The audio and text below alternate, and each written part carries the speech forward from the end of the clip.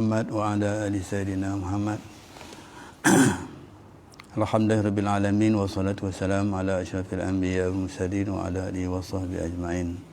Rabbi shrah li sadri wa yassir li amri wa hlul 'uqdatam min lisani yafqahu qawli. Subhanaka la ilma lana illa ma 'allamtana innaka antal alimul hakim. Amma ba'd.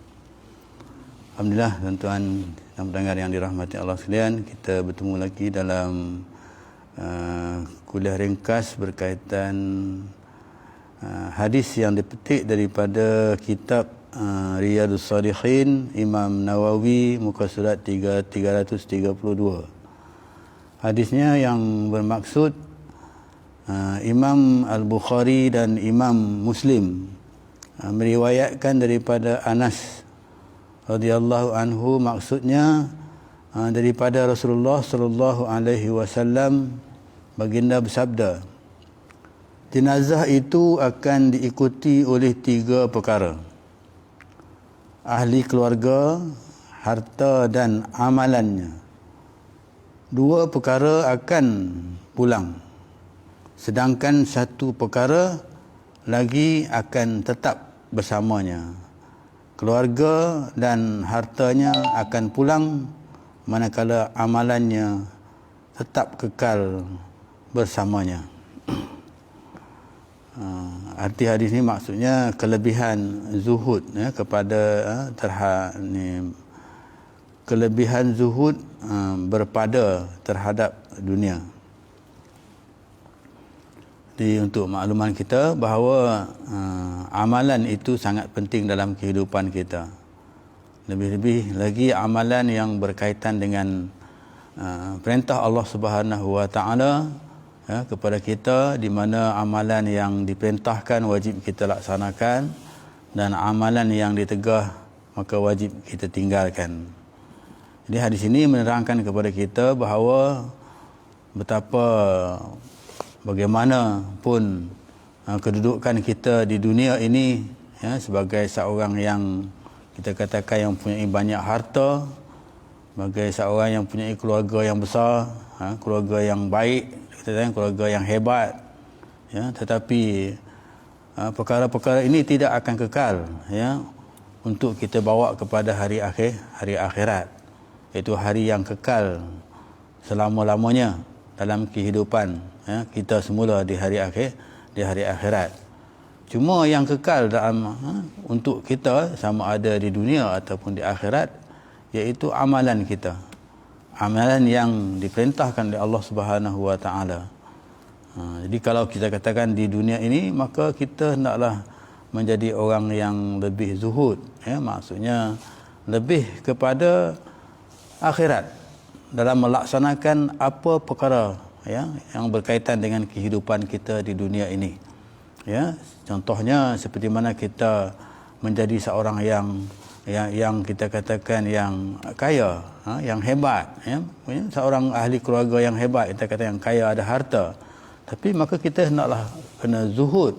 Zuhud ni maksudnya harta kekayaan itu bukanlah untuk di dunia sahaja, tapi kita gunakan dia untuk hari akhirat. Maksudnya kita bukan harta kekayaan itu boleh menjadikan kita mewah di dunia, tetapi tidak mendatangkan kebaikan kepada kita di hari akhirat.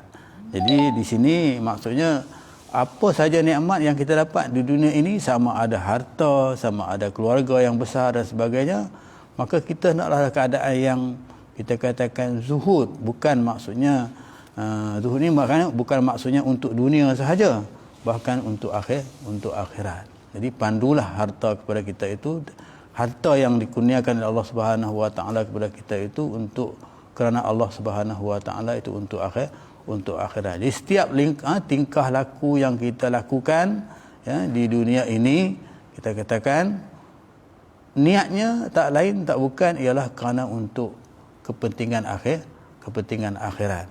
Jadi contohnya macam amalan tadi. Maka sebab itu apabila berlaku satu kata kematian, maka jenazah kita akan dibawa ke tanah perkuburan.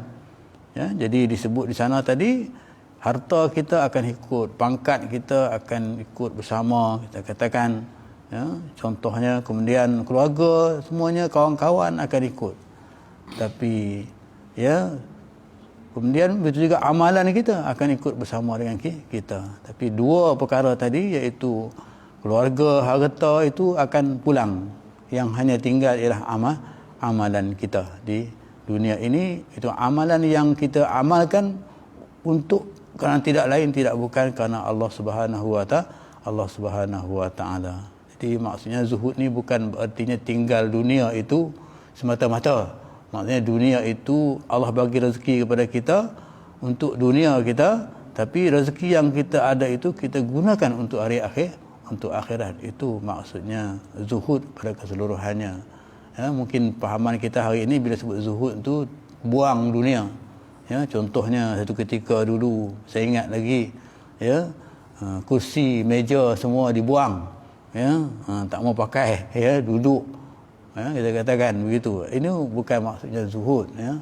Zuhud itu kita gunakan nikmat Allah itu untuk kepentingan dunia kita, tetapi jangan lupa bahawa nikmat Allah itu puncanya ialah untuk kita menambahkan ibadat kita kepada Allah Subhanahu wa taala.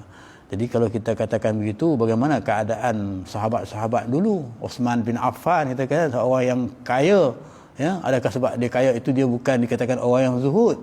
Tapi kalau kekayaannya itu maka dia curahkan, ya, untuk kepada kepentingan agama Allah Subhanahu wa taala. Bila berlaku perangan, dia bagi kuda dia bagi senjatanya dan sebagainya. Itu dikatakan zuhud kerana kekayaannya itu digunakan untuk kerana Allah Subhanahu wa taala. Itu saja yang dapat saya sampaikan pada pagi ini. Mudah-mudahan, ya, dapat kita amalkan dalam kehidupan kita, ya, supaya kita ni banyak sentiasa beramal, ya, kerana dalam masa Covid ni tambah lagi 2 minggu, kan. Jadi mudah-mudahan dengan tambah Covid ini dapatlah kita beramal lagi, ya, menambahkan amalan kita bila kita berada di rumah, ya. Maksudnya banyakkanlah ibadat kita, misalnya membaca Al-Quran dan sebagainya. Aqul qouli hadza wa astaghfirullahal azim, billahi taufiq wa hidayah. Assalamualaikum warahmatullahi wabarakatuh.